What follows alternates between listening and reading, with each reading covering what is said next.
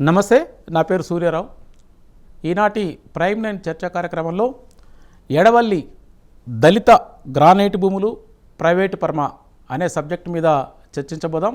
మనతో చర్చించడానికి స్టూడియోలో డాక్టర్ జె పూర్ణచంద్రరావు గారు, రిటైర్డ్ డీజీపీ, ఏపీ బీఎస్పీ కోఆర్డినేటర్గా ఉన్నారు. జూమ్ ద్వారా బందెల గౌతమ్ కుమార్ గారు, బీఎస్పీ వైస్ ప్రెసిడెంట్గా ఉన్నారు. అలాగే ప్రొఫెసర్ డాక్టర్ డొక్కా జగన్మోహన్ రావు గారు, retired professor, Bahujan Samaj party రాష్ట్ర నాయకులు. ఇప్పుడు ఎడవల్లి అనేది ఎడవల్లి చిలకలూరుపేట నియోజకవర్గంలోని ఎడవల్లి గ్రామంలో దళిత భూములు, వీటికి సంబంధించిన చర్చ నేడు మనం తీసుకోబోతున్నాం. ఎడవల్లి భూముల్ని ఏ ప్రభుత్వం వచ్చినా దళితులకు చాలా కాలం క్రితం ఇచ్చినటువంటి సొసైటీ ద్వారా ఇచ్చినటువంటి దళిత భూముల్ని గ్రానైట్ ఉన్నదని తెలిసి ఏ పొలిటికల్ పార్టీ వచ్చిన ప్రభుత్వంలోకి వారి వీటి మీద పడడానికి గల కారణాలు, అక్కడ దళితులకి ఒక సొసైటీ ద్వారా ఆ భూములు ఇచ్చి ఆ భూముల్ని ఒక్కొక్క పార్టీకి అప్పీల్ చేసినప్పుడు వాళ్ళకు జరుగుతున్న అన్యాయాల మీద మేము అధికారంలోకి వస్తే మీకు న్యాయం చేస్తామని ఎన్నో ప్రగల్భాలు పలికి గతంలో వైఎస్ఆర్సీపీ కానీ ఇప్పుడు అధికారంలో ఉన్నటువంటి టీడీపీ పార్టీ కానీ వాటిని ప్రైవేట్ పరం చేయడానికి ఎన్నో కుట్రలు కుతంత్రాలు జరుగుతున్నట్టు తెలుస్తుంది.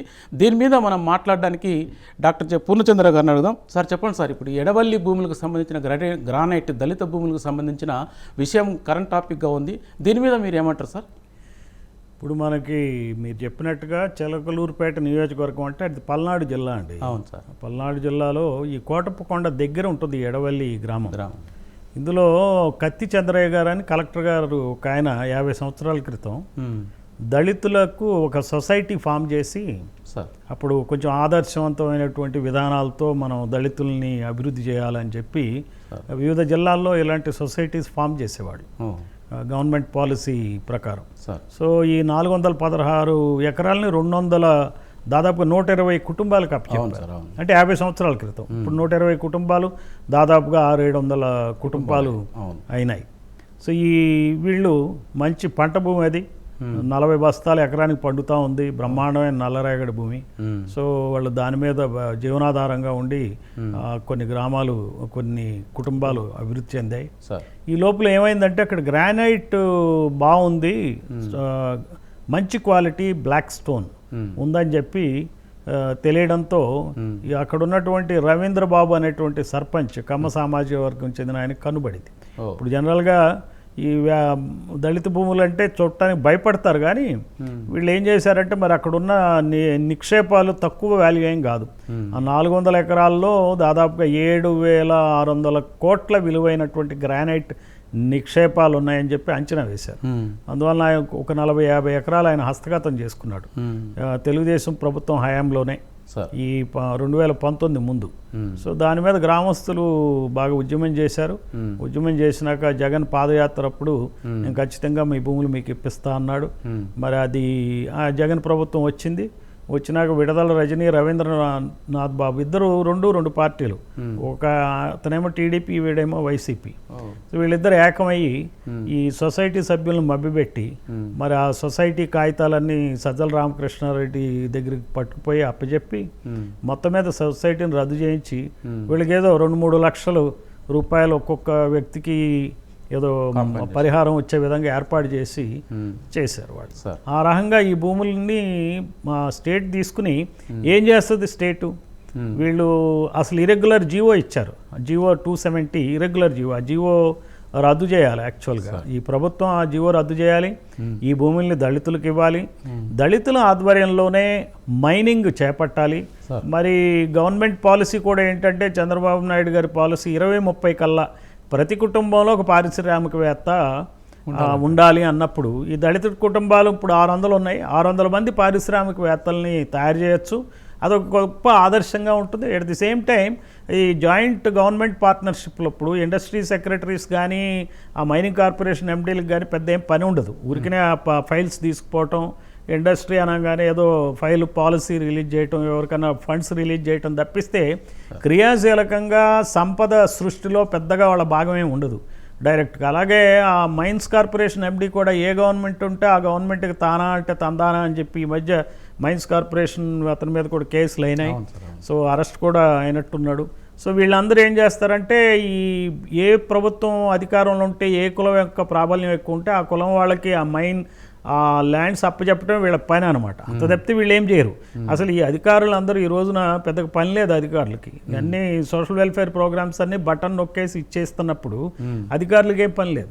ఒక్కొక్క అధికారిని mines corporation only Edavalli mines corporation అని ఒక ఎండీగా వేసి దాన్ని మైనింగ్ ఇప్పుడు ప్రైవేట్ వ్యక్తులు చేసేటువంటి మైనింగ్ కార్యక్రమాలు వాళ్ళు లాభాలు పొందేది, ప్రభుత్వమే లాభం పొంది ఆ లాభం ద్వారా వచ్చినటువంటి రెవెన్యూ ఇటు దళితులకి ఇవ్వచ్చు కుటుంబాలకి, అలానే ప్రభుత్వం కూడా దాన్ని తీసుకుని సంక్షేమ కార్యక్రమాలకు వాడవచ్చు. అమరావతి బిల్డింగ్కి వాడవచ్చు, పట్టణానికి, లేకపోతే మన పోలవరం దానికి వాడవచ్చు. అక్కడ స్టీల్ ప్లాంట్లు ఏమో అప్పులైతున్నాయి కాబట్టి దానికి జవాబుదారీగా ఉండి స్టీల్ ప్లాంట్ని పునరుద్ధరించవచ్చు. లేదంటే ఇక్కడ మెడికల్ కాలేజెస్ ఉన్నాయి, ఉన్నటిని ప్రైవేట్ పరం చేస్తున్నారు, వాటి కాకుండా వాటికి ఫండింగ్ చేయొచ్చు. అంటే ప్రభుత్వమే ఇవన్నీ కలిపి చేయాల్సింది పోగా ఎక్కడికక్కడ ప్రజలకి ప్రభుత్వ ఆస్తుల్ని పందారం చేస్తున్నారు. ఇక్కడేమో ఈ దళితులకు చెందిన భూమి ఏదైతే 50 సంవత్సరాల నుంచి వాళ్ళు చేసుకుంటున్నారు, వాళ్ళ భూమే అది. వాళ్ళ భూమి ఉన్నప్పుడు వాళ్ళకి మరి వంశపారంపర్యంగా వాళ్ళకి అందాల్సిందే. మరి అలా అందని కాడికి ఇవ్వటం అనేది ఏమర్థం? భూమి ఇవ్వటం అంటే ఏంటి? భూమి ఇవ్వటం అంటే నువ్వు ఎప్పుడు పెడితే అప్పుడు గుంజుకోవటానికి ఇచ్చేది భూమి, నీకు ఏది దొరికితే అది గుంజుకోవటానికి. అది కరెక్ట్ కాదు కదా. ఇప్పుడు అమరావతిలో భూమి ఇచ్చిన వాళ్ళకి ఏం చేస్తున్నావు? ఎకరానికి 1000 గజాలు ఇస్తున్నావు, సంవత్సరానికి 30,000 ఇస్తున్నావు. ఎందుకు ఇస్తున్నావు నువ్వు? మరి అక్కడ ఇచ్చినప్పుడు ఇక్కడ వీళ్ళకి ఎందుకు ఇవ్వు? 2-3 లక్షలు ఇచ్చేసి సరిపెట్టేసి మేము కాంపన్సేషన్ ఇచ్చామని చెప్పి గొప్పలు చెప్పుకోవడం తప్పిస్తే ఇదేం పని? అంటే మీకు ఇందులో దురుద్దేశాలు ఉన్నాయి. ప్రభుత్వాలన్నీ కూడా ఏం చేస్తున్నాయంటే ప్రభుత్వ ఆస్తుల్ని ప్రైవేట్ వ్యక్తులకి, వాళ్ళ కులపు వాళ్ళకి పంచిపెట్టడానికే ప్రభుత్వం ఉందా? ఈ అధికారం అంతా దానికోసం చేస్తున్నారా? గవర్నమెంట్ మెడికల్ కాలేజెస్ని ప్రైవేట్ పరం చేసి సీట్లను అమ్ముకుని మరి రిజర్వేషన్స్కి వ్యతిరేకంగా మరి పేద విద్యార్థులకి, ఎస్సీ ఎస్టీ బీసీ విద్యార్థులకి అన్యాయం చేయడానికి ప్రైవేట్ కాలేజీలు మెడికల్ కాలేజెస్ రన్ చేస్తున్నారా? రేపొద్దున స్టీల్ ప్లాంట్ కూడా అట్లానే ఆదాని లాంటి వాళ్ళకి అమ్మేసి 22,000 ఎకరాలు ఉంటే దాని ద్వారా మీరు డెవలప్ అవటానికే చూస్తున్నారా? ఏమిటి అనేది ఇది చాలా సీరియస్ మ్యాటర్. మరి ప్రజలందరూ గమనిస్తున్నారు. బహుజన్ సమాజ్ పార్టీ 3 విషయాల్లో, అటు ఎడవల్లి దళిత గ్రానైట్ భూముల విషయంలో కానీ, మెడికల్ కాలేజెస్ విషయంలో కానీ, స్టీల్ ప్లాంట్ విషయంలో కానీ ఉద్యమాలు చేపడతాం. ప్రజలకి ఈ రోజున ప్రభుత్వం చేసే మోసాన్ని బయట పెడతాం. సో అది మా వ్యూ పాయింట్ అండి. Okay okay sir. Jaganmohan Rao గారు వినపడుతుందా? వినిపిస్తుందండి, వినిపిస్తుంది. ఇప్పటి వరకు మన పూర్ణచంద్రరావు గారు మాట్లాడినారు. ఎడవల్లి విషయంలో దళిత గ్రానైట్ భూములు కానీ, విశాఖ స్టీల్ ప్లాంట్ కానీ, అట్లాగే మెడికల్ కాలేజ్ కానీ, మీరు ఎడవల్లి భూముల విషయంలో మీరు చాలా స్టడీ చేస్తున్నారు కదా, ఎడవల్లి భూముల విషయంలో మీ ఒపీనియన్ ఏంటి సార్? సార్, ఎడవల్లి భూములు అత్యంత దుర్మార్గమైన చర్య వైసీపీ వాళ్ళు చేశారు సార్. ఓకే. దాదాపుగా 1975 సంవత్సరం అంటే 50 సంవత్సరాల నుంచి పేద దళిత రైతులు వ్యవసాయం చేసుకుంటూ దాని మీదనే జీవనాధారం చేస్తున్న ఆ రైతుల పొట్టగొట్టి ఈ రోజు వాళ్ళు ప్రకాశం జిల్లాలో ఉన్న కందుకూరు అనే ప్రాంతానికి వలస కూలీలుగా వెళ్ళి బతుకుతున్నారు సార్. అలాగే అదే ఎడవల్లిలో కొంతమంది వేరే ఊర్లకు వెళ్ళలేని వాళ్ళు కౌలుకు తీసుకొని కౌలు రైతులుగాను, కౌలు కూలీలుగాను జీవిస్తా ఉన్నారు సార్. చాలా దుర్మార్గమైన చర్య వైసీపీ ప్రభుత్వం తీసుకున్నది.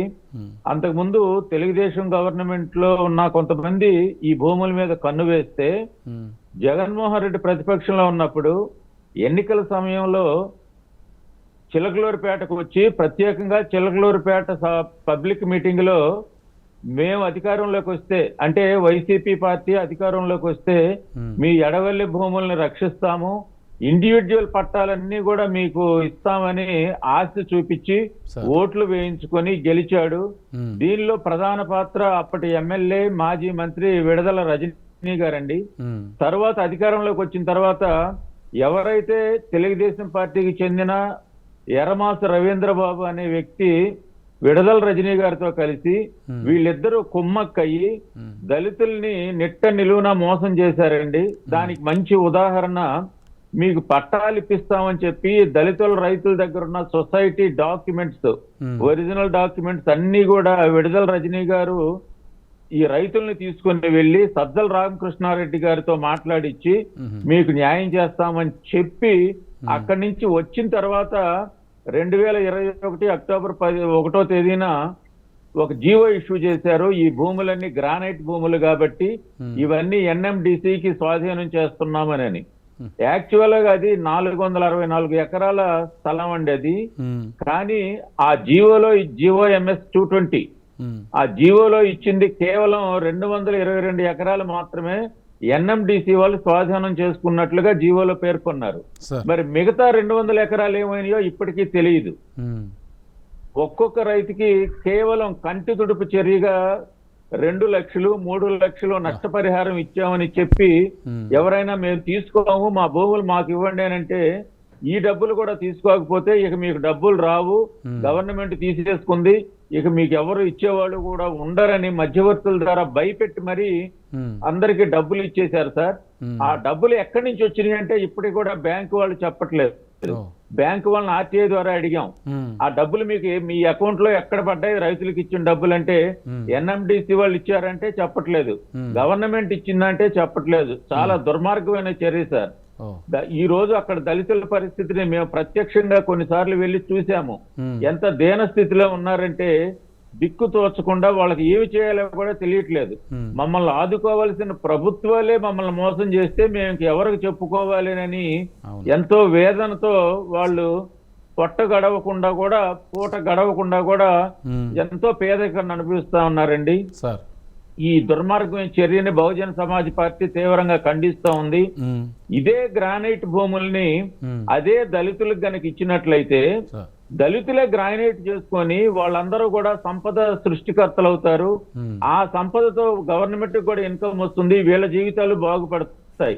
ఈ విధంగా ఆలోచించాల్సిన ప్రభుత్వాలు దానికి వ్యతిరేకంగా వాళ్ళకి సంబంధించిన వాళ్ళని రెడ్లు ఉన్నప్పుడు రెడ్లు, కమ్మ ప్రభుత్వంలో కమ్మ వాళ్ళకి భూములు ఇచ్చి దళితుల్ని పక్కకి నెట్టేసి కమ్మ వాళ్ళకి రెడ్లకి మేలు చేకూర్చి వాళ్ళని కోటీశ్వర్లుగా గ్రానైట్ అధిపతులుగా మార్చడానికి ఈ ప్రభుత్వాలు కుట్ర పన్నుతా ఉన్నాయి.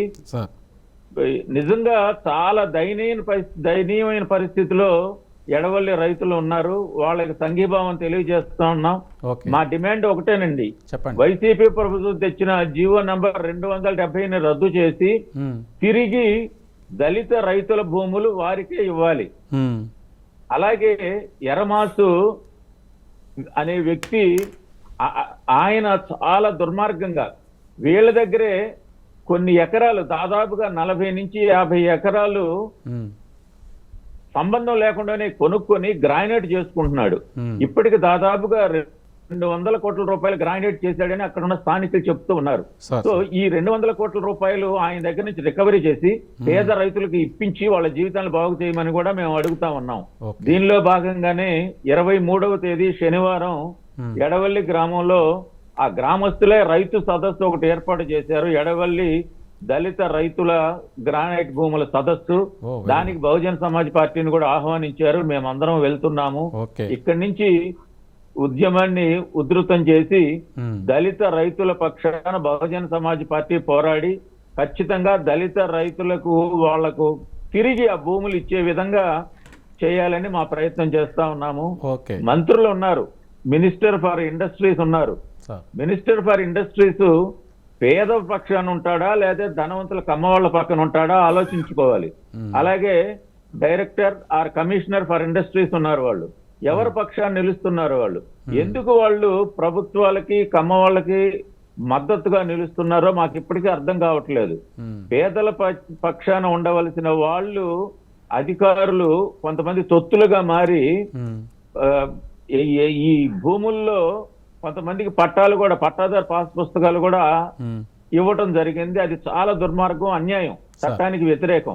ఆ అధికారులందరినీ కూడా గుర్తించి శిక్షించి ఖచ్చితంగా ఎడవల్లి దళిత రైతులకు న్యాయం చేయాలి. మేము అక్కడ విచారణ చేస్తే ఒక్కొక్క ఎకరా 40 లక్షల నుంచి 60 లక్షలు 80 లక్షలు కోటి రూపాయల వరకు ఉంది సార్ అక్కడ. సో కోటి రూపాయలు ఉన్న ఒక ఎకరా ఒక దళితుడికి వస్తే అతను కోటీశ్వరుడు అయిపోతాడు.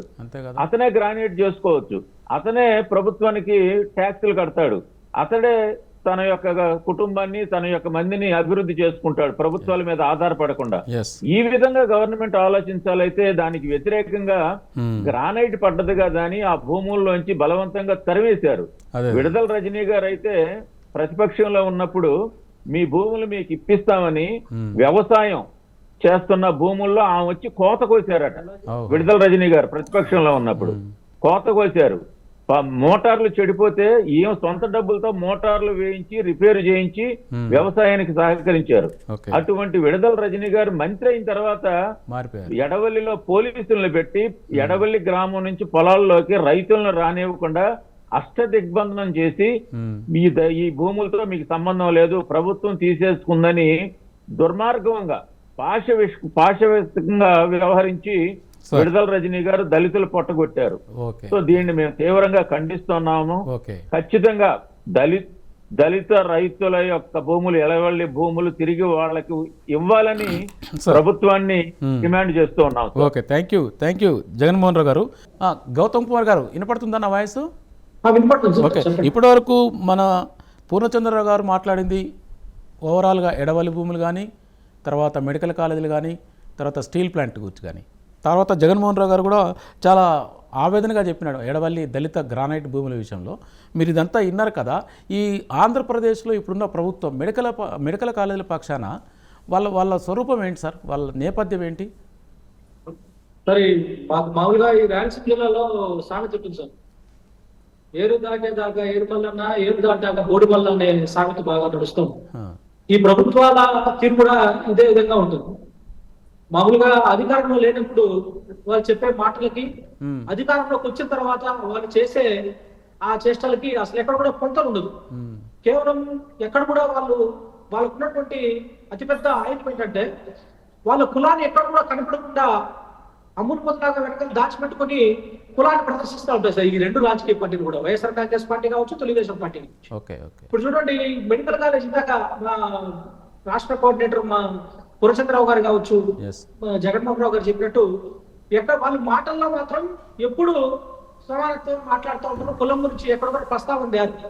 కానీ వాళ్ళు మాట్లాడేదండి పెద్ద పెద్ద కాంట్రాక్టర్గా తయారవ్వాలి, పెద్ద పెద్ద పారిశ్రామికవేత్తలుగా తయారవ్వాలి అని చెప్పి మాట్లాడుతూ ఉంటారు.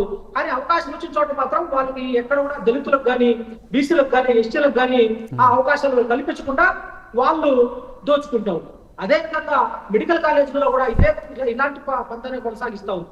గత వైఎస్ఆర్ కాంగ్రెస్ పార్టీ కూడా ఏదైతే 17 మెడికల్ కాలేజీలు మనకు శాంక్షన్ అయిన నేపథ్యంలో, అంటే ప్రతి ఒక్క పేద విద్యార్థి, ప్రతి ఒక్క ఎస్సీ ఎస్టీ బీసీ మైనార్టీ విద్యార్థులందరూ కూడా డాక్టర్లు అవ్వాలని చెప్పి ఒక ఏదైతే జయం ఉందో ఆ జయానికి నీరు దాచిన రెండు పార్టీలు, వైఎస్ఆర్ కాంగ్రెస్ పార్టీ, తెలుగుదేశం పార్టీ కూడా ఇదే ధోరణి అవలంబిస్తూ ఉన్నాయి. దానికి ఉదాహరణ ఏంటంటే సార్, ఇప్పుడు గతంలో 5 కాలేజీలు స్టార్ట్ అయినాయి.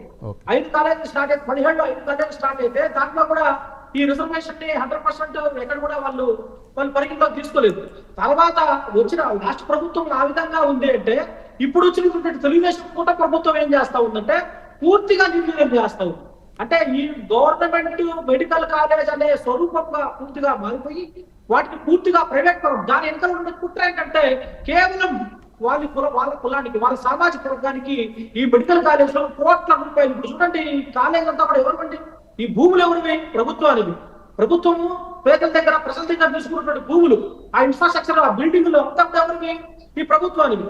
మన శాసనమండలిలో కూడా దీనిపై డిస్కస్ చేస్తే గౌరవ ఆయన మంత్రి గారు మాట్లాడుతున్నారు, ఎంత సిగ్గుగా మాట్లాడుతున్నారు అంటే ఆయన అడుగుతా ఉన్నా, చాలా స్ట్రైట్ గా అడుగుతా ఉన్నాను నేను.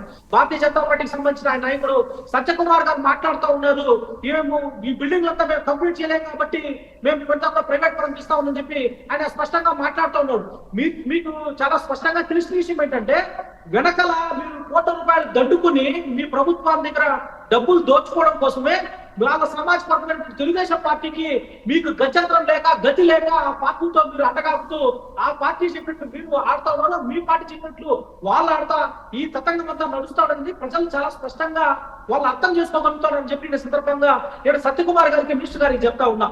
మరొక అంశం ఏంటంటే, ఇక్కడ చూడండి, ఒక్క మెడికల్ కాలేజ్ 17 మెడికల్ కాలేజీలకు గాను పూర్తి స్థాయిలో ప్రభుత్వ పరం చేసినట్లయితే అక్కడ ఉన్నటువంటి 150 సీట్లు ఒక్కొక్క క్లాస్ ఒక యాన్యువల్ సంవత్సరానికి 150 సీట్లు, 5 సంవత్సరానికి 750 సీట్లు, 17 కాలేజీలు ప్రత్యక్షంగా ఈ డాక్టర్లుగా తయారవలసినటువంటి 750 సుమారు డాక్టర్లందరూ కూడా అక్కడ వాళ్ళు డాక్టర్ ఇచ్చిన కోల్పోతాను. ఎవరు మెజారిటీ ఎస్సీ ఎస్టీ బీసీ మైనార్టీలే కదా. ఎవరైతే వాళ్ళ సామాజిక వర్గాలకు సంబంధించిన వాళ్ళు ఉన్నారో వాళ్ళకి డబ్బు ఉంది, వాళ్ళు మేనేజ్మెంట్ లో సీట్లు కొనుక్కునే అవకాశం ఉంది కాబట్టి వాళ్ళు ఆ విధంగా పోతారు. ఇక్కడ కోల్పోతున్నంతా కూడా ఎస్సీ ఎస్టీ బీసీ మైనార్టీలే. రెండో విషయం ఏంటంటే అక్కడ ప్రైవేట్ పరం చేసేస్తే ఆ డాక్టర్స్ కానీ అడ్మినిస్ట్రేషన్ కానీ వాళ్ళకి డాక్టర్ లేయాల్సిన అవసరం లా, వాళ్ళకి ఇష్టం వచ్చిన వాళ్ళు పెట్టుకొని వాళ్ళు చేస్తా ఉంటారు. అంటే ఇక్కడ చూడండి విద్యాపరంగా అదే విధంగా ఉద్యోగ పరంగా ఈ 2 రకాలుగా డాక్టర్ల వృత్తిని కానీ కాబోయే డాక్టర్ విద్యార్థుల భవిష్యత్తును కానీ అంధకారంలోకి నెట్టుతూ ఉంది తెలుగుదేశం పార్టీ కేవలం వాళ్ళ కులం కోసం. అంటే ఈ కులాన్ని వాళ్ళు కనపడకుండా ఎంత జాగ్రత్తగా వాడుకుంటా ఉన్నారో ప్రజలందరూ కూడా అర్థం చేసుకోవాలని చెప్పి నేను ఈ సందర్భంగా నేను తెలియజేస్తున్నా. కేవలం సామాజిక వర్గాలకు కోట్లు దండుకోవడానికి, వాళ్ళని కోటీశ్వరం చేయడానికి చేసే కార్యక్రమమే ఈ వాళ్ళు చేపట్టే రాజ్యాధికారము. కాబట్టి నేను మళ్ళొకసారి కూట ప్రభుత్వానికి, ముఖ్యమంత్రి గారికి, అదేవిధంగా మంత్రి నుండి సత్యకుమార్ గారికి నేను చెప్తా ఉన్నా, ఇది చాలా ద్రోహం. నిజంగా నేను చెప్తాను. ప్రత్యక్షంగా 35,000 మంది డాక్టర్లు కాబోయే డాక్టర్లు కావచ్చు, అదేవిధంగా అయిన డాక్టర్లు రిజర్వేషన్ కోల్పోయే వాళ్ళు కావచ్చు, వీళ్ళందరినీ కూడా 35,000 మంది ప్రత్యక్షంగా, సుమారు 1,75,000 మంది పరోక్షంగా వాళ్ళ కుటుంబాలకి ఒక చూడండి. నేను ఒకటి అడుగుతాను, ఒక ఎస్సీ కుర్రాడు, ఒక ఎస్టీ కుర్రాడు, ఒక బీసీ కుర్రాడు ఎవరైనా సరే వాళ్ళ ఇంట్లో ఒక్కసారి డాక్టర్ అయితే వాళ్ళ తరమంతా బాగుపడుతుందండి. అలాంటి అయ్యే అవకాశాలు కూడా ఈ కూటమి ప్రభుత్వం, ఈ తెలుగుదేశం ప్రభుత్వం, ఈ భారతీయ జనతా పార్టీ, జనసేన ప్రభుత్వాలు, ఈ 3 కూడా ఈ కూట ప్రభుత్వాలు పేద విద్యార్థులకు, బీసీ విద్యార్థులు, ఎస్టీ విద్యార్థులు, ఎస్సీ విద్యార్థులకు, మైనార్టీ విద్యార్థులకి డాక్టర్ల పట్ట చేత పట్టకుండా వాళ్ళ పొట్ట ఉడుతూ వాళ్ళ భవిష్యత్తును సర్వనాశనం చేస్తూ ఉన్నారు. కాబట్టి నేను కూటమి ప్రభుత్వానికి ఒకటే చెప్తా ఉన్నా, ఖచ్చితంగా ఈ 17 మెడికల్ కాలేజీలు ఏవైతే ఉన్నాయో ఈ 17 మెడికల్ కాలేజీలు ఖచ్చితంగా గవర్నమెంటే టేక్ ఓవర్ చేసుకోవాలి తప్ప ప్రైవేట్ ఇవ్వాల్సిన అవసరం లేదు. ఇచ్చినట్లయితే ఖచ్చితంగా బహుజన సమాజ్ పార్టీ దీన్ని తీవ్రంగా ఖండిస్తా ఉన్నాం. మేము ఒకటే అడుగుతా ఉన్నాం, మీకు చిత్తశుద్ధి ఉంటే నేను మీకు చంద్రబాబు నాయుడు గారు చెప్తాను, చంద్రబాబు నాయుడు గారు ఇప్పుడు చెప్తా ఉంటారు, ఆయన చంద్రబాబు గారు సీఎం గారు చెప్తా ఉంటారు, ఏం చెప్తాంటారు, ఇది బీసీల ప్రభుత్వం, మేము బీసీల కోసమే ప్రభుత్వం మేము చేస్తా ఉన్నాము, ఇది బీసీలకు, ఈ తెలుగుదేశం పార్టీకి బీసీలు వెన్నెము కానీ అడుగుతారు. 50% రిజర్వేషన్లు బీసీలకు ఇవ్వాలి. చంద్రబాబు నాయుడు గారు ఈ 17 మెడికల్ కాలేజ్ లో మీకు నిజంగానే చిత్తశుద్ధి ఉంటే ఇవ్వండి, మేము శుద్ధిగా ప్రశ్నిస్తా ఉన్నాం. ఎస్సీలకు ఇవ్వండి, మీరు ఇవ్వండి. గవర్నమెంట్ పరం చేసి, ప్రైవేట్ పరం చేసి మీ కులాన్ని అడ్డం పెట్టుకుని, మీ కులాన్ని ఎరకేసుకుని, మీ కులంగా ఉన్నటువంటి సామాజిక వర్గాలు వ్యక్తులకు కోటీశ్వరం తయారు చేసే వ్యక్తి కాదు. మీకు సామాజిక న్యాయం ఉంటే, మీకు చిత్తశుద్ధి ఉంటే, మీకు బీసీల పట్ల, ఎస్సీల పట్ల, మైనార్టీల పట్ల చిత్తశుద్ధి ఉంటే, మా బిడ్డల భవిష్యత్తు పట్ల చిత్తశుద్ధి ఉంటే, మేము డాక్టర్లు అవ్వాలి, వాళ్ళు కూడా డాక్టర్లు అవ్వాలి, పేదలు కూడా డాక్టర్లు అవ్వాలి, రిజర్వేషన్ పాటించాలి. నేను ప్రైవేట్ పరం చేసే వ్యక్తిని కాదు, నేను ప్రభుత్వం మనిషిని అని చెప్పి మీరు నిజంగానే మీ బిడ్డల్లో చిత్తశుద్ధి ఉంటే, మీరు ఈ ఆంధ్రప్రదేశ్ రాష్ట్రంలో ఉన్నటువంటి 17 మెడికల్ కాలేజీలు మీరు గవర్నమెంట్ పరం చేయండి, రిజర్వేషన్ పాటించండి, పేద విద్యార్థులు డాక్టర్లుగా తయారు చేయాలని చెప్పి ఈ సందర్భంగా నేను ఒకటే డిమాండ్ చేస్తా ఉన్నాను. Okay, thank you Gautam Kumar garu. ఇప్పుడు రమణమూర్తి గారు, సార్ రమణమూర్తి గారు, విశాఖ స్టీల్ ప్లాంట్ ఇప్పటివరకు ఎడవల్లి మెడికల్ కాలేజ్ మీద 2 మిత్రులు మాట్లాడినారు. విశాఖ స్టీల్ ప్లాంట్కి సంబంధించింది గతంలో కూడా మనం డిస్కస్ చేశాం. అది ప్రైవేట్ పరం వైపు చాలా చకచక అడుగులు వేస్తున్నాడు తెలుస్తుంది ఈ ప్రభుత్వాలు, కూటమి ప్రభుత్వం. దీని మీద మీకున్న ఇన్ఫర్మేషన్ షేర్ చేసుకుంటారా రమణమూర్తి గారు? విశాఖపట్నం స్టీల్ ప్లాంట్ ప్రైవేటీకరణ కోసం కేంద్ర ప్రభుత్వం ఆల్రెడీ అడుగులు వేస్తుంది. చాలా వరకు అది నెమ్మదిగా కూడా ఏ విధంగానైనా సరే ప్రైవేట్ వ్యక్తికి అప్పజెప్పాలనే ఆలోచనతో ప్రభుత్వం ఉంది. ఈరోజు కూడా మేము స్టీల్ ప్లాంట్ విజిట్ చేయడం జరిగింది. అక్కడ ఉన్న పరిస్థితి ఏంటంటే ఈ నెల జీతాలు కూడా ఎవరికి ఎంప్లాయీస్కి ఇవ్వలేదు. 35% శాలరీ డిపాజిట్ చేశారు. కానీ 2,080 కోట్ల రూపాయల నిధులు బ్యాంకుల్లో మునుగుతున్నాయి. అయినప్పటికీ కూడా వీళ్ళకి శాలరీస్ మొత్తం పే చేస్తే 80 కోట్లు పే చేయాలి. ఈ 80 కోట్లు కూడా ఇవ్వడానికి ఇబ్బంది పెడుతూ, అంటే ఏదో విధంగా ఈ ఎంప్లాయీస్ అందరినీ కూడా విఆర్ఎస్ తీసుకుని బయటికి పంపించాలని ఆలోచన ఉంది. బిఎస్ఎన్ఎల్ లో కూడా మీరు చూశారు, బిఎస్ఎన్ఎల్ ఎంప్లాయీస్ కూడా విఆర్ఎస్ ఇచ్చి బయటికి పంపించాలని ఆలోచన వచ్చినప్పుడు ప్రభుత్వానికి అప్పుడు కూడా జీతాలు సరిగా ఇవ్వకుండా సగం ఇస్తూ అలా డిలే చేస్తూ, దీనివల్ల అంటే ఎంప్లాయీస్ లో ఏంటంటే మానసికంగా అరే విఆర్ఎస్ తీసుకుని బయటికి పోతే మంచిది అన్న ఆలోచన కల్పించేటట్టు చేయాలన్నది ప్రభుత్వం ఆలోచన. ఇక్కడ కూడా స్టీల్ ప్లాంట్ లో కూడా ఇంప్లిమెంట్ చేస్తుంది. గత 6 నెలల నుంచి కూడా ఎంప్లాయీస్ కి శాలరీస్ ఇవ్వట్లేదు, కాంట్రాక్ట్ కార్మికులకి శాలరీస్ ఇవ్వట్లేదు. పైగా డబ్బు లేదు అని అనుకుంటే డబ్బు ఉంది బ్యాంకులో. ఈ రోజు ఈ క్షణం 2080 కోట్ల రూపాయలు బ్యాంకులో ఉన్నాయి. అయినప్పటికీ కూడా ఇవ్వట్లేదంటే ఆలోచన ఏంటంటే ఖచ్చితంగా దీన్ని ప్రైవేటైజేషన్ చేయడం కోసం ఈ 2000 మందిని బయటికి విఆర్ఎస్ ద్వారా పంపించేస్తే, అంటే కొనబోయే వాడి కోసం ఆలోచిస్తాం తప్ప ఈ ఫ్యాక్టరీని నడపడానికి కేంద్ర ప్రభుత్వం ఆలోచించట్లేదు. ఒక పద్ధతిలోను అంటే క్రమక్రమంగా దీన్ని నష్టాల్లో చూపించి దీన్ని ఎటువంటి నష్టాలు వచ్చే కనుక ప్రైవేట్ లో పంపించేద్దాం అనే ఆలోచనతో చేస్తుంది. ఇప్పుడు మీరు చూసారు 10,000 కోట్ల రూపాయలు విశాఖపట్నం స్టీల్ ప్లాంట్ కి ఇస్తే ఈవేళ రేపటి నుంచే లాభాల్లో నడుస్తుంది. కానీ 10,000 కోట్లు ఇవ్వకుండా రకరకాల కబుర్లు చెప్తారు.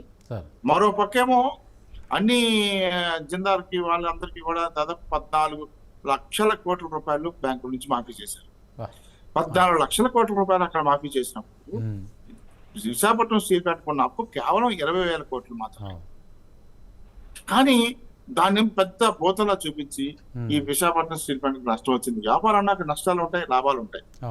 మరి 40 సంవత్సరాల లాభాల్లో నడిచిన ఫ్యాక్టరీ ఈవేళ ఎందుకు నష్టాల్లో నడుస్తుందంటే ఆలోచించాల్సిన పరిస్థితి ఉంది కదా.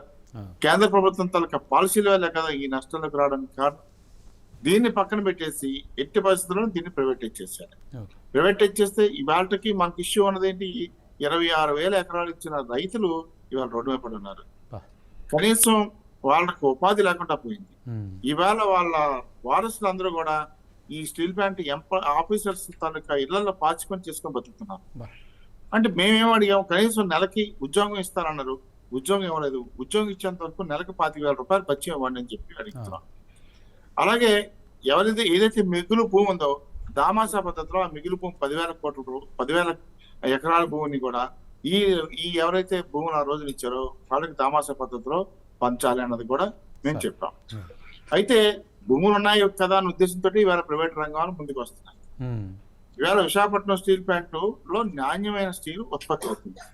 ఇది ప్రపంచంలోనే అత్యంత విలువైనదిగా భావిస్తున్నారు. ఎవరు ముందు ఆర్డర్ చేయాలంటే సరే అన్ని విశాఖపట్నం స్టీల్ ప్లాంట్ ఉత్పత్తి అయిన స్టీల్ మొత్తం అధిక శాతం విదేశాలకు ఎగుమతి అవుతుంది. ఒక పక్క విదేశీ మార్గ ద్రవ్యం వస్తుంది. ఇక్కడ దాదాపు 10 లక్షల మంది దాని మీద బతుకుతున్నారు. డైరెక్ట్ గా 20,000 మంది ఎంప్లాయీస్ ఉన్నారు. అలాగే యాన్సర్ ఇండస్ట్రీ ద్వారా 1,00,000 మంది బతుకుతున్నారు. మిగతా విశాఖపట్నం అంటే Visakhapatnam steel plant, Visakhapatnam steel plant వేరు, విశాఖపట్నం వేరుగా విశాఖపట్నం ప్రజలు భావించారు. ఆ రోజు అంత పోరాటం చేసి తీసుకొచ్చిన ఈ ప్లాంట్ ని ఒక కలంపోటుతోటి ఒక తీర్మానంతో దీన్ని అన్యాయంగా చేసేద్దామని అనుకుంటుంది చేస్తారు ఇవాళ. అందుకనే ప్రజా ఉద్యమం మొదలైంది. విశాఖపట్నం, విజయనగరం, శ్రీకాకుళం, ఉత్తరాంధ్రలో ముందు మొదలైంది. ఇది రాష్ట్ర వ్యాప్తంగా వ్యాపించే అవకాశం కూడా కనబడుతుంది. ఇప్పటికే ఉత్తరాంధ్ర ప్రజా సంస్థ ద్వారా 10 లక్షల పోస్టు కార్డులు మోడీ గారికి పంపించడానికి నిర్ణయం తీసుకున్నాం. ఆల్రెడీ 2.5 లక్షల కార్డులు ఆల్రెడీ ఇప్పటికి నింపడం జరిగింది. ఇవన్నీ కలిపి ఒకే రోజున మేము పోస్ట్ చేయాలని ఆలోచనతో, ఒక ర్యాలీగా వెళ్ళి పోస్ట్ చేయాలనే ఆలోచనతో ఉన్నాం. అది కాకుండా రేపు డిసెంబర్ 1వ తారీఖున బిఎస్పీ ఏమో పెద్ద ధర్నా చేస్తుంది, మధ్య ర్యాలీ చేయడానికి నిర్ణయించింది. 2వ తారీఖున ఉత్తరాంధ్ర ప్రజా సంస్థ 2వ తారీఖున కలెక్టరేట్ దగ్గర ధర్నా చేయడానికి నిర్ణయించింది. అంటే ప్రజల్లో ఒక చైతన్యం వచ్చింది. ప్రజల్లో ఇంటింటికి కూడా మీరు చూసే ఉంటారు ఆ ఫొటోస్ కానీ వీడియోస్ కానీ, ఇంటింటికి ప్రతి లేడీస్ ఆడవాళ్ళు వెళ్ళి ఉత్తరాలు నింపించి రాసి ఈ స్టీల్ ప్లాంట్ ప్రైవేటీకరణ చేయడానికి వీల్లేదు అనే పద్ధతిలో వాళ్ళు నడుస్తున్నారంటే ఇది ఉత్తరాంధ్ర ప్రజాప్రతినిధులు కళ్ళు మూసుకొని ఉంటే, లేకపోతే చేతగాని వాళ్ళలాగా ఉంటే ఆ బాధ్యతని ప్రజలు తీసుకోవడానికి సిద్ధంగా ఉన్నారు అనేది మా ఉద్దేశం. అది ఇప్పుడు జరుగుతుంది కూడా. థ్యాంక్ యూ రమణమూర్తి గారు. ఇప్పుడు ఫైనల్గా కన్క్లూజన్ మన డాక్టర్ పూర్ణచంద్ర గారు సార్ మీరు రమణమూర్తి గారు చెప్పింది, గౌతమ్ కుమార్, తర్వాత ప్రొఫెసర్ జగన్మోహన్ రావు గారు చెప్పిన విషయాలు విన్నారు కదా. టోటల్గా ఇది ఆంధ్రప్రదేశ్ భవిష్యత్తులో ప్రైవేటు ప్రదేశ్ అవుతుందా ఏంటిది? ఇప్పుడు వీళ్ళు అంతర్లీనంగా 3 అంశాల్లో కనుక మనం అబ్జర్వ్ చేసినట్టయితే ప్రభుత్వం ప్రైవేటు వ్యక్తులకి ప్రభుత్వ ఆస్తుల్ని అప్పచెప్పటానికి, ప్రజల ఆస్తుల్ని అప్పచెప్పటానికి సిద్ధం అవుతున్నట్టు కనపడుతుంది. ఇది అంతర్లీనంగా మీరు చూస్తే సార్ అవును. ఇప్పుడు సపోజ్ ఆయన అప్పులున్నాయి, స్టీల్ ప్లాంట్లో అప్పులున్నాయి కాబట్టి ప్రైవేటైజ్ చేస్తున్నాం అన్నారు. మరి అప్పులున్న ప్రైవేట్ స్టీల్ ప్లాంట్ని బయట వ్యాపారస్తులు తీసుకుని లాభం ఎలా గడిస్తారు చెప్పండి? అంటే వాళ్ళేం, ప్రభుత్వమేమో నష్టాల్లో నడిపితే వాళ్ళు లాభాల్లో నడుపుతారా? అంటే ప్రభుత్వంలో ఉన్నటువంటి రాజకీయ నాయకులు, ఈ రోజున చంద్రబాబు నాయుడు, ఆయన కుటుంబం వ్యాపారవేత్తల కుటుంబం, వాళ్ళ హెరిటేజ్ డైరీ నడుపుతారు. ఇంకా చాలా వ్యాపారాలు ఉంటాయి వాళ్ళకి. అందరూ కూడా చాలా సూపర్ బ్రిలియంట్ పీపులే. మా లోకేష్ బ్రిలియంటే, మరి మన చంద్రబాబు గారి భార్య కూడా ఆమె యాక్టివ్గా అసోసియేట్ అవుతుంది, అటు రాజకీయాల్లో ఇటు వ్యాపారంలో సూపర్ బ్రిలియంట్. మరి కోడలు కూడా సూపర్ బ్రిలియంటే. మరి వీళ్ళకి వ్యాపార అనుభవం లేనిదేం కాదు, రాజకీయ వ్యాపారంతో పాటు మామూలు వ్యాపారాలు కూడా చేస్తున్నారు కదా. అలాంటప్పుడు ఇది కూడా ఇంకొక వ్యాపారమా? ఇక్కడ ఈ స్టీల్ ప్లాంట్ అమ్మటం అనే వ్యాపారం కూడా చేస్తున్నారా? బిజినెస్. ఇది ప్రజలు గమనించాలి. ప్రజలు ఇంతకుముందున జగన్మోహన్ రెడ్డి కూడా వ్యాపారస్తుడే. ఓ సాక్షి పేపర్ నడిపాడు, ఆయనకి భారతీ సిమెంట్స్ ఉంది, చాలా పెట్టుబడులు ఉన్నాయి. మనం వాళ్ళ బ్రదర్ అండ్ సిస్టర్ గొడవల్లో ఆస్తుల గురించి కూడా చిట్టా బయటకు వచ్చింది, షేర్ల గురించి వచ్చింది, వాళ్ళకి వ్యాపారం తెలుసు. మరి ఆయన ఏం చేశాడు? అంతకుముందేమో ప్రైవేట్ వ్యక్తుల చేతుల్లో ఉన్న కృష్ణపట్నం పోర్టు అదానికి అమ్మించాడు, గంగవరం పోర్టు అదానికి అమ్మించాడు. వాళ్ళు లోకల్స్. ఎవరు? ఒక ఆయనేమో చౌదరి సివి రావు, ఆయనది అమ్మించాడు. ఇంకో ఆయనేమో ఇక్కడ మన గంగవరం పోర్టు రాజు గారు, ఆయనది కూడా అమ్మిచ్చేశాడు. తర్వాత డేటా సెంటర్ అని చెప్పి గవర్నమెంట్ భూమి అప్పనంగా అదానికి అప్పచెప్పాడు జగన్మోహన్ రెడ్డి. అంటే 5 సంవత్సరాల పాటు ఆయన చేసిన పని ఏంటంటే, ఆయన ఘన చరిత్ర ఏంటంటే ఇది ప్రైవేట్ పరం చేయటం, ప్రభుత్వ అలా ఆస్తుల్ని. ఆ గంగవరం పోర్టులో ఉన్నటువంటి ఈ 2000 ఎకరాలు కూడా మన స్టీల్ ప్లాంట్కి చెందినవి అక్కడికి ఇస్తే, దాన్ని కూడా గవర్నమెంట్ స్టేక్ ఏదైతే ఉందో దాన్ని కూడా అమ్మేసుకున్నాడు ఆయన. అమ్మేసుకుని అసలు అక్కడ స్టేక్ లేదు. సో అట్లా ఆయన అట్లా చేశాడు. మరి ఈయన విజనరీ చీఫ్ మినిస్టరు, విపరీతమైన అనుభవం ఉంది, 4వ సారి అయ్యాడు. ఎందుకు స్టీల్ ప్లాంట్ని ప్రజల దగ్గరికి వెళ్ళి చెప్పి I'm here, I will sort out your problem, don't worry అని చెప్పాలి కదా. చెప్పి దాన్ని రక్షించుకోవాలా. దాని నుంచి జిఎస్టీల రూపంలో, ట్యాక్స్ రూపంలో విపరీతమైనటువంటి ఆదాయం గవర్నమెంట్కి వస్తుంది. ఈ రోజున గవర్నమెంట్కి జిఎస్టీ పరంగా వచ్చే ఆదాయం మనకి 50% దిగువనున్న ప్రజలు కట్టేదే. ఎస్సీ ఎస్టీ పీసీ ప్రజలు ఇప్పుడు 5 కోట్లు ఉంటే మన ఆంధ్రప్రదేశ్ జనాభా, అందులో 2.5 కోట్ల కన్నా ఎక్కువనే బీసీ ఎస్సీ ఎస్టీలు ఉన్నారు. అందులో పేదలుగా ఉన్నవాళ్ళు 2.5 కోట్లు, కింద వాళ్ళు కట్టింది 64% జిఎస్టీ. ఈ డబ్బున్నోళ్ళు అందరూ కలిపి 1% డబ్బున్నోళ్ళు కలిపి కట్టేది 3 to 4% ట్యాక్స్. వీళ్ళేమో 64% కడితే వాళ్ళేమో 3-4% కట్టి ఈ ఆస్తులన్నీ గుంజుకుని మళ్ళీ వాళ్ళు మరింత ధనవంతులైతే, ఇక్కడ అన్ని ఉపాధులు కోల్పోయి, ఇప్పుడు ఇక్కడ స్టీల్ ప్లాంట్లో వైజాగ్ ప్రొఫైల్స్ కృష్ణారావు అని, సురేష్ అని, అట్లానే లాజిస్టిక్స్ రంగంలో ఒక సాంశీరావు, వీళ్ళంతా కమ్మవాళ్లే, బ్రహ్మాండంగా బలపడ్డారు, డబ్బులు సంపాదించారు. నాయకులందరూ బయట వాళ్ళే, ఉత్తరాంధ్ర వాళ్ళు కాదు, స్థానికులు కాదు, వాళ్ళందరూ బాగా సంపాదించారు. ఇన్స్టిట్యూషన్ ఇంక్లూడింగ్ శ్రీ భరత్, వీళ్ళందరూ కూడా దీన్ని ప్రైవేట్ పరం చేస్తుంటే చూస్తా కూర్చున్నారంటే కారణం ఏంటంటే వీళ్ళకి కూడా ఆ పంపకాల్లో లాభాలు వస్తాయి కాబట్టి వాళ్ళు ఉన్నారా అని అనుకోవాలా. మరి ఇదొక విషయం. అట్లనే మెడికల్ కాలేజెస్ 2550 సీట్లు ప్రతి సంవత్సరం 17 మెడికల్ కాలేజెస్లో వస్తే, గవర్నమెంట్ నడిపితే, గవర్నమెంట్ మామూలు రేట్లతో ఫీజులతో కనుక ఈ సీట్లను కనుక పిల్లలకి అలాట్ చేస్తే ఖచ్చితంగా 2550 మంది, అంటే దాదాపుగా 70-80 మంది పేద విద్యార్థులు మెడిసిన్ విద్య అభ్యసించడానికి పనికొస్తుంది. ఫ్యాకల్టీ గవర్నమెంట్ ఫ్యాకల్టీ అయితే ఖచ్చితంగా మెడికల్ స్టాండర్డ్స్ బాగుంటాయి. ఆ పిల్లలు రేపొద్దున డాక్టర్లు అయి ప్రజలకి సేవ చేస్తారు. అంటే 2550 మంది డాక్టర్లు అయితే ఒక్కొక్క డాక్టర్ 100 మందికి ఉపాధి కల్పిస్తాడు. 100 మందికి ఉపాధి అంటే చూడండి, 2500 అంటే 25,000 మందికి ప్రతి సంవత్సరం ఉపాధి కలుగుతుంది.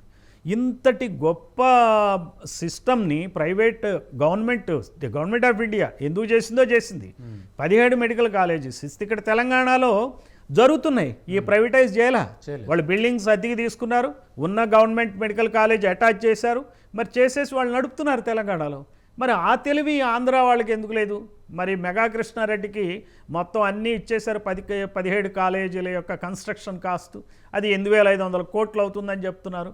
అని ఇప్పుడు దాన్ని ప్రైవేటైజ్ చేసి వాళ్ళకి చెందిన వాళ్ళకి ఇవ్వటానికే కదా ఈ పని చేసేది. అంటే మీరు గెలవటానికి ఎవరైతే ఉపయోగపడ్డారో, డబ్బులు పెట్టారో, ఓట్లు వేయడానికి లక్షల కోట్లు మీకు సమకూర్చారో వాళ్ళకి ఈ కాలేజీలను కట్టబెట్టి క్విడ్ ప్రోకో విధానంలో మీ ప్రభుత్వం పనిచేస్తుందా చంద్రబాబు గారు? ఇది మీరు ఆలోచించండి. ఇది చాలా అన్యాయం.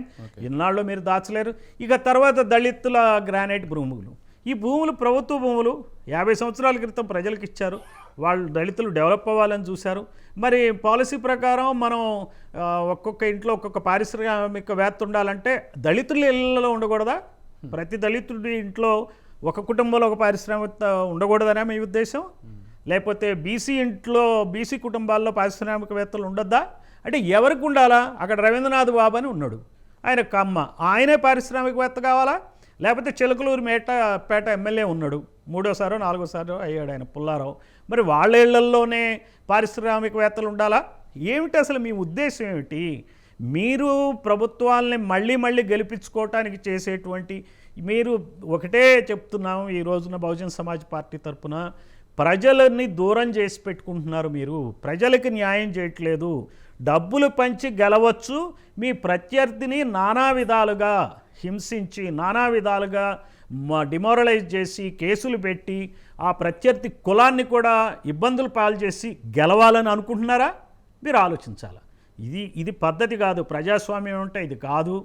ఆయన మీద మీరు, మీ మీద ఆయన రోజు పేపర్లో రాసుకుని మరి టీవీల్లో మీరే నిండిపోయి మా బాధలు అనేవని పట్టించుకోకుండా మీ మధ్య యుద్ధంలాగా, భారత యుద్ధం కురుక్షేత్రంలో జరిగిందంటే 2 కుటుంబాల మధ్య జరిగిన యుద్ధంలాగా చిత్రిస్తే మరి కొన్ని లక్షల సైనికులు చనిపోయారు. పేద ప్రజల యొక్క స్టోరీ భారత కథలో లేదు, భారతంలో లేదు.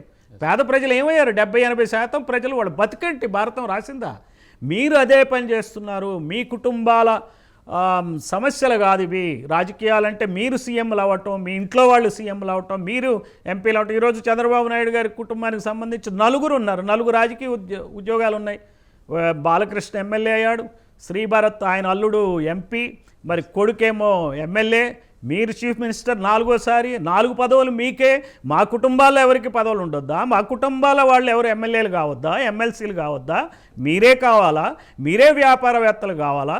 సో ఈ 3 రకాల సమస్యలను ఈరోజు అనలైజ్ చేస్తే వీటి వెనకాల ఉన్న కథ ఏంటంటే మీ 2 కులాలకు సంబంధించిన కుటుంబాల మధ్య ఉన్నటువంటి యుద్ధం తప్పిస్తే మాకు సంబంధించిన యుద్ధం కాదు. మీరు మాతో కనెక్ట్ కావట్లేదు, మాతో కనెక్ట్ కండి, మా బాధని చూడండి, గోడుని వినండి, న్యాయం చేయండి. లేకపోతే ఖచ్చితంగా మీరు ప్రజలే బుద్ధి చెప్పాల్సి వస్తుంది. ఆ డైరెక్షన్లో బహుజన్ సమాజ్ పార్టీ పనిచేస్తుందని చెప్పి నేను ఖచ్చితంగా చెప్పగలను. ఓకే. థ్యాంక్ యూ పూర్ణచంద్ర గారు. ఇవాళ ఎడవల్లి దళిత గ్రానైట్ భూములు కానీ, విశాఖ స్టీల్ ప్లాంట్ విషయంలో కానీ, అలాగే మెడికల్ కాలేజ్ విషయంలో కానీ బహుజన్ సమాజ్ పార్టీ ఇప్పటివరకు మనకు సూచించినటువంటి గౌతమ్ కుమార్ గారు కానీ, అట్లాగే రమణమూర్తి గారు వైజాగ్ నుంచి గారు కానీ, తర్వాత జగన్మోహన్ రావు గారు చక్కటి సందేశాలు ఇచ్చినారు. బహుజన సమాజం కొరకు వీళ్ళు చేస్తున్న ఉద్యమాన్ని సక్సెస్ కావాలని కోరుకుందాం. అలాగనే డాక్టర్ పూర్ణచంద్ర గారు చక్కగా వివరించారు ఈనాటి కార్యక్రమానికి సంబంధించిన ప్రైవేటు పరము అంటే ఆంధ్రప్రదేశ్ రాను ప్రైవేటు ప్రదేశ్గా మారుతుందా సార్ అన్నట్టు మీడియా కానీ తర్వాత వేరే ఇతరత్ర సంస్థలన్నీ కూడా పొద్దుగా లేవంగానే 2 కుటుంబాల మధ్యన యుద్ధంగా చిత్రీకరించి దాదాపు 90% ఉన్నటువంటి బహుజనులందరినీ పక్కదారి పట్టించే వ్యవస్థని రన్ చేసేట వీళ్ళందరికీ కూడా ఈ బహుజన సమాజ్ పార్టీ ఉద్యమం ద్వారా బహుజనులకు న్యాయం జరుగుద్దని ప్రైమ్9 కోరుకుంటుంది. ఈనాడు ఈ చర్చలో పాల్గొన్నటువంటి పూర్ణచంద్రరావు గారికి, అలాగే రమణమూర్తి గారికి, గౌతమ్ కుమార్ గారికి, అలాగే ప్రొఫెసర్ జగన్మోహన్ రావు గారికి కృతజ్ఞతలు తెలియజేస్తూ మరో కార్యక్రమంతో మరోసారి కలుద్దాం. Thank you.